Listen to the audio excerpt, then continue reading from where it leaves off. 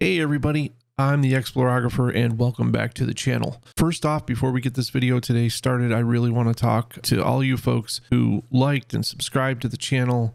Welcome. You are appreciated. I'm glad that you're here and I'm glad you tuned in to learn more about Mastodon and this new to me. It's been around a while, I know everybody's told me, but new to me social platform. So let's get started with the video. So today I want to talk about some things that people have asked me since the last video on how to use the web app. Now I am going to cover the mobile apps on iOS and Android both, but for right now in this video I wanted to talk about just the web app. And what do I mean by the web app? So people have asked me that question actually. So let me start out by explaining. The web app is basically a browser either on your desktop or a laptop or an iPad or your phone. You can even just do this all, you don't need an app really. You can do this all through a browser if you want to. Essentially what you do is open up your favorite browser and type in your instance URL that you see here, and it will take you to the website. And that will basically be what you're looking at here. So if you see here, I'm on mindly.social, and if I go there, it'll ask me to sign in with my credentials, and that'll bring up this page. And in the last video I showed you how to arrange all this stuff, but I didn't really explain what each column is and what it does. So we're going to start with that. So if you look from left to right, obviously this first pane here is just where you post. So this is where you do all your replies and all your original posts and that kind of stuff. There's a search bar here. We're going to cover that at the end. So I don't want to cover that right now. So let's just talk about the columns though and what they mean. So first off, I've arranged mine with the local timeline, then home, notifications, and then the federated timeline. So in the local timeline pane or column, what you have is basically a feed of everyone that's just on your server. So this are people that are just on the instance that you're on. So essentially what we have here is on the mindly.social instance, we have these folks. You notice they don't have anything after their name. They don't have like after their name. And that means that they're on your instance. So these are all people that share this server with me. So that's what your local timeline is, and that's what will show up here. And as I said before, you can always click on these little sliders and you can say, well, I want to see things with media only. So pictures kind of guy, that's what I want to see. Or you can turn it on and you can see text posts as well, like this one down here from Alan. All right, so that's the local timeline. Then we have home. Now this is where it gets a little confusing because people are like, well, local and home, isn't that the same? And it's not. So your home timeline or your home column is not only the people that are on your instance, but it's also people that you have followed outside of your instance. So this is where people get a little confused and they don't quite understand how this works.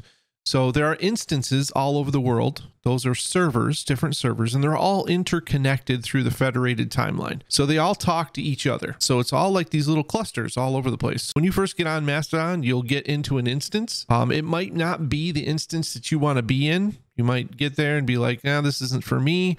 I'd like to join a different server, and you can do that, and you can easily migrate all of your followers from one server to another. When I first started, I was on mastodon.art, but it was getting a little too clogged in there, and I wasn't paying enough attention to that server. I was mostly over here on mindly.social. So what I did is I migrated all of my followers over. Nothing happens to them on their server or their instance. All it does is just bring my followers over so that they're still following me over here on mindly.social. And it's a really neat system and works really well for transferring your account and doing that sort of thing. So that's what I did, and that closed my account over on mastodon.art and opened up another space for somebody over there. So that worked out as well.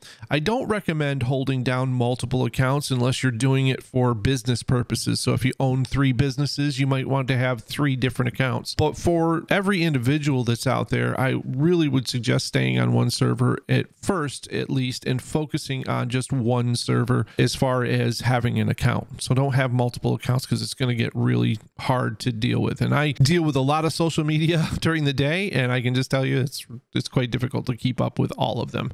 So that's what the home timeline is. That's everybody that you follow. Okay, so if somebody on here boosts somebody else and I follow them, I'm going to see it on my home timeline, even if it's outside of my server and outside of the people I follow. If they boost it, I'm going to see it. So that's what the home timeline or home column is all about. Then we've got notifications. We all know what those are. And then we have the federated timeline. So I want to move the federated timeline over one. So I'm just going to click on the slider here, and then I'm going to move it over. And you can select here that we can see remote only. Well, this will keep all of those local timeline posts off there. So if you just want to see things that are outside your instance, you want to see things in the other parts of the world, the federated timeline is where you want to hang out. This is a great place to meet new people, to get new ideas, to see new things, but it is also everyone in the world. So you might see some things you don't like. That's, you know, what it is. So you handle that how you handle that. That's up to you. Now you can obviously star things here. You can boost if you want to, and you can also share those items if you want to. Say you want to follow somebody. So if you're running through here, and let's just put it on really quick. Let's put it on media only, okay? Because I'm looking for photographers and artists. So here we have this person right here. So this is Karinaw, the goose, the cat.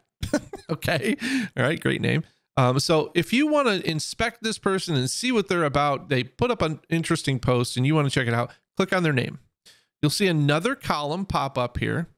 And I want to talk a little bit about this because everybody seems to just put like 3 things in the bio. Fill your bios out quite nicely. And then I'm highly going to suggest that you make a initial post that's your intro post. It tells a little bit about you, and then pin that post to your profile. I'll show you how to do that in just a second. So, she's obviously a great artist here. We'll look at some of her work. I mean, look at this fantastic stuff. So yeah, we dig this person, so we're going to follow this person. So now when I follow this person, you notice that she is on a different server. She's on Fibra, whatever that is. I'm not going to try to pronounce that, .no. And now I will see posts that she favorites, she boosts, and all that kind of stuff. They'll appear in my home timeline. If she boosts something from me, that will appear also in the home timeline on all of her server. So that's kind of nice. You know, it appears over on hers. Gets more people to enjoy and talk to each other and cross over to different servers. So that's how that works. So now I followed her. I can come back to here, and I'm going to go ahead and show you one other thing here, and then we're going to move on. And I wanted to show this to everybody because I've had questions on these 2 items alone. One was about hashtags and how do I find things on here. So we're going to show you how to use the search function, and then how to pin a post. So if I make a post and I want to pin it, let's just go to my profile feed, which is I click on my name over here and that brings up my profile feed. And I want to pin, like I pinned here my new video, and I've pinned my introduction post. Okay, a short little intro post. If I want to pin something that I've posted, let's just find one that I post. I do a lot of boosting for people, but say I want to pin this Batman post here for the fun of it.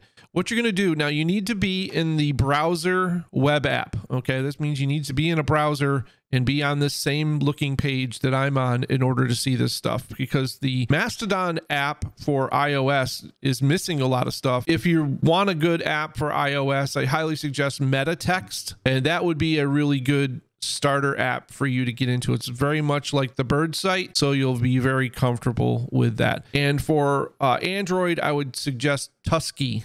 That would be the app that I would suggest to get started.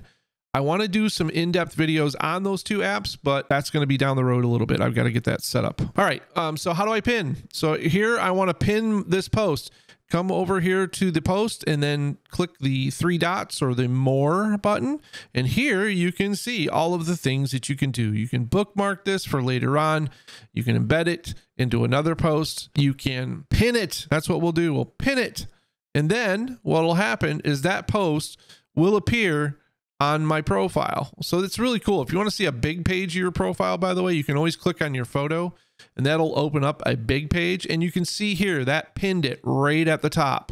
So these will pin multiple posts on your profile. That is so cool. You could not do that on the Bird site, which was highly annoying at times. So I'm going to go ahead and unpin that because I don't want that post to be pinned for any reason. I have no reason to do that. So we'll just unpin it. And there we go. Now it won't be on the top of my profile anymore. So we'll go there and just double check.